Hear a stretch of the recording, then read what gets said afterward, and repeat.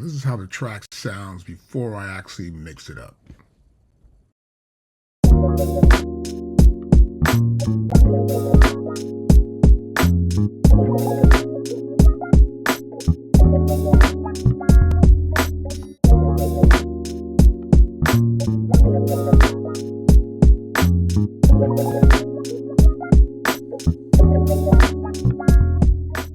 Now this is the same song with a little bit of a mix enhancement.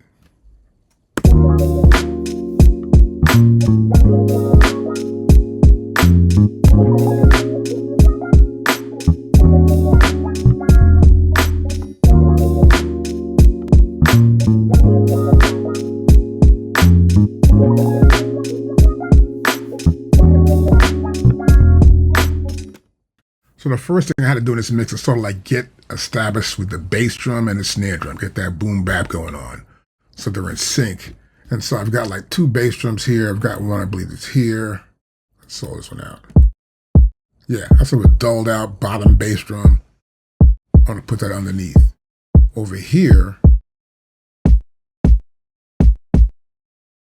right to carry it, I got a snare drum here. Now the problem I have here is it's all dark. Everything's sort of dark here, so I want to add some life to it. So what I do is I'll turn this off and turn this off. Right here. And now, I just got the one bass drum here. So I'm going to turn this on to see effects. My first effect here, there it is. I'm using, this is the Akai tape recorder. So 2-inch tape normally used in a recording studio. And this adds some warmth to it, and I'm sort of making it hot. Make it really hot when it comes out there so it has more bottom to it. When I come to here, that provides more bottom. That's 7.5 inches per second. The slower the tape, the more bottom you get from that tape. Here we're using NAB, which is used in America. It sort of processes the highs and the lows. So I get both processes. If I go here to the top one with CCI, I get here, CCR rather, I get here, and I get mostly highs processed. So going down here, I want to do this. This turns it on. This is no noise reduction. I get more hiss. I don't want the hiss. Here's my output. It's my input to output. This is the repro and the input. So, see, it changed back to what it was normally was. I want to hear it to keep it tighter so it keeps from being so loose. I want to get my snare on here next. Snare's dull. So I'm coming, I'm going to put some EQ on. And a slight bit of reverb so it pops. Next. This is dull too, so I want to bring a little more highs into it. And a little bit of reverb tied that too also. Now when I bring the other stuff in, we'll reverb on top of the tambourine-like feel. Then the bass one comes in here.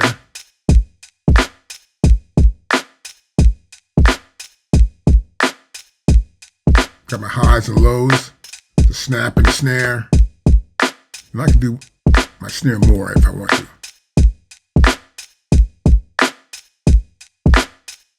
It's snapping. I like that. The next thing I have to deal with here is going to be the bass line. Now, when I bring the bass line in, let's stop that, do it again. Okay, so you hear the bass line. It's not warm. Like a real bass is going to have some bottom to it. This is like a digital sound, which I don't like. So I want to make it have some warmth to it and be a real bass. So I'll come right to here. And I'm going to turn this on.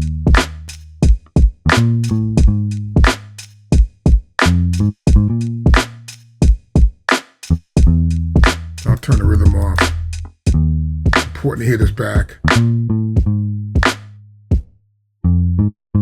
I'll go back to this bass over here. Good. And now bring the machine back up. Now see I'm going for the bottom, it's 7.5 for bit of speed. Using the NAB, which is used in America. It processes the highs and the lows. Now without it, you hear it? A plucky sound almost. Now I'll apply it now. So it dulled it out a lot more, give more the bottom should be there. Okay, that's good. Next, I come here, going to add this Pultec EQ. Listen to the difference. This is a real bass EQ. Hit the bottom.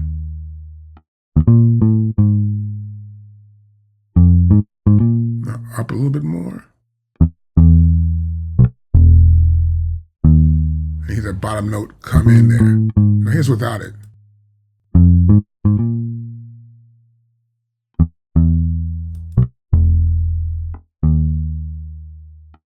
Here's with it.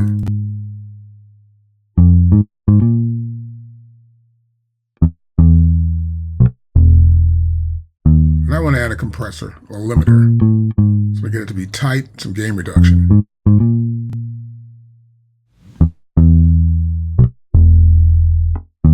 Really held it in there. It's nice and tight. That's how it sounds with the beat now. That's the purpose of this whole thing anyway, to get these elements to match up.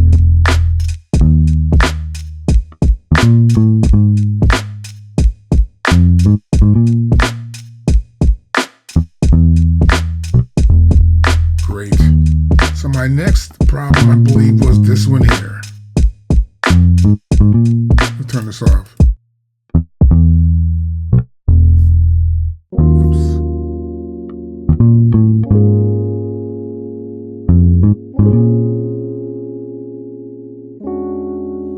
I want to get this to be more sort of dulled out. I can't hear each note properly and have that feel where they're clear. So of course, I'll come back in with this again here. I got to have this in the track. It's important. Right? So it's got to be on. Hear the difference? Just this tape. This oxide tape is everything. Tape and oxide tape and Studer machines, of all the records anyone's ever sampled, this is all that music is from back in the day. They all use tape. That's why it sounds so good when you sample it and it's so warm. I want to bring that back into the mix as I try to mix this stuff up so I have a real nice warm sound, which is great, right? I love that sound. Now next, I want to apply a chorus inside of this to make the keyboard sing. Here's it right here, and I'm going to turn it on.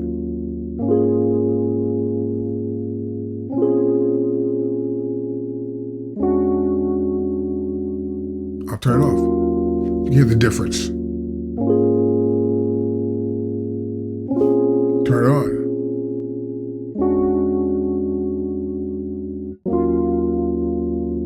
Now I want to lift it up a little bit off the track, lift it up in the air a little bit. We need some reverb, so I'm going to pop a reverb in here. Small verb.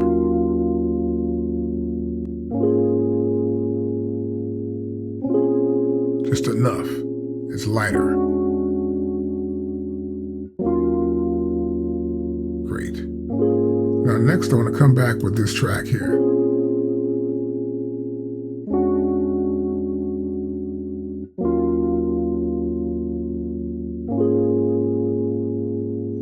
And yeah, okay, good. Now we should come in here with the track.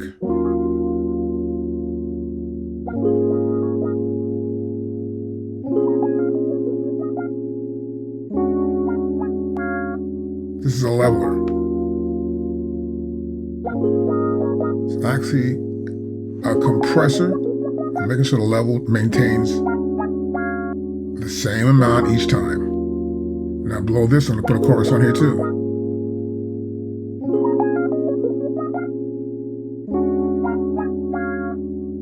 And now add some reverb.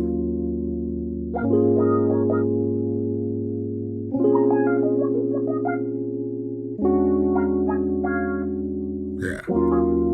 And one more keyboard part I have right here.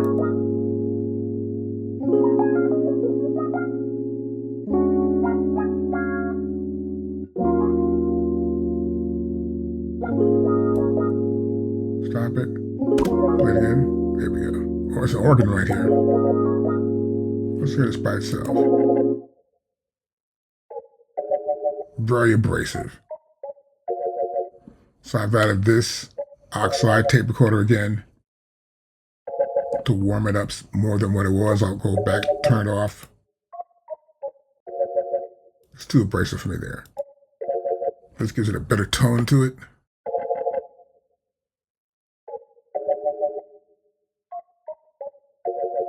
Good.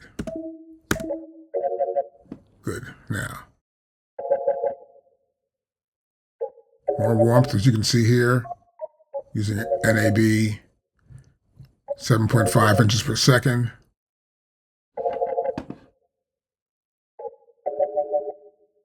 Turn on. Now you hear the difference.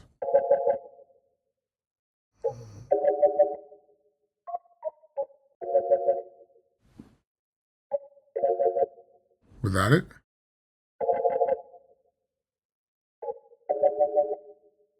Okay, perfect. Next, I want to get with the chorus again. Same chorus.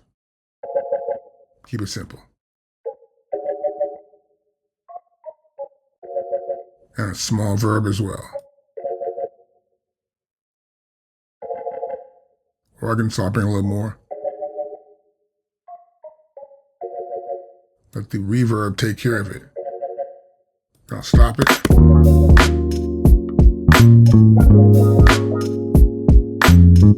Now what helps a lot is this limiter on top here. Without that, I need a limiter on the entire track, right? Let me bring this back in here too. And make sure everything's on. Now I'll apply the limiter.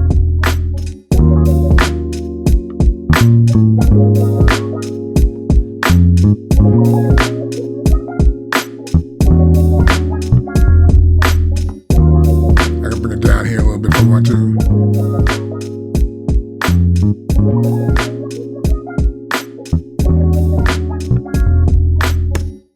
And I have everything up there pretty much. And I also sort of like, I'll get back on my MPC right here. About to say SP1200, but I got back into here. I got some reverbs I want to apply. I want to apply this reverb right here and make sure that one's in there. I heard that one's out. And look at everything else in here. It looks like we're doing pretty good. And next I'll come in and put this parametric EQ on the keyboard to get those elements that are in the reverb to be right, not too many highs. So I'm going to cut out the highs, and we're pretty good.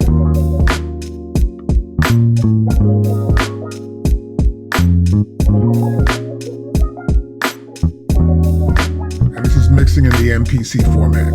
So just want to make the groove work, have a feel to it. The groove's got to be there with a kick drum, bass drum, actually, and also the snare.